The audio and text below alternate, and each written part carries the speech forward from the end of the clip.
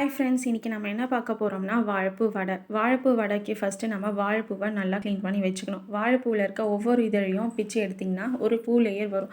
அந்த பூவில் நீட்டாக ஒரு காம்பு மாதிரி இருக்கும். அந்த காம்பை எடுத்துகிட்டு அது கீழே ஒயிட் கலரில் ஒரு இது இருக்கும், அதையும் பிச்சு நம்ம போட்டோம். இதே மாதிரி ஒவ்வொரு இதழையும் எடுத்திங்கன்னா பூ இருக்கும். அதே மாதிரி க்ளீன் பண்ணி தனியாக எடுத்து வச்சுக்கோங்க. தனியாக எடுத்து வச்சதுக்கப்புறமா இந்த வாழைப்பூவை கொஞ்சம் குட்டி குட்டி பீசஸாக நல்லா அரிஞ்சு வச்சுக்கோங்க.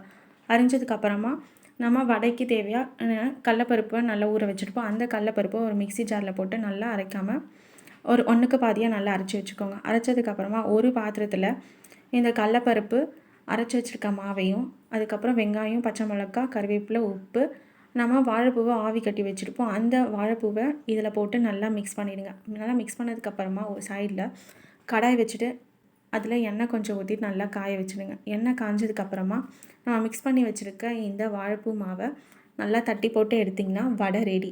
வாழைப்பூ வடை ரொம்ப டேஸ்ட்டாக இருக்கும், நல்லாயிருக்கும். ட்ரை பண்ணி பாருங்கள்.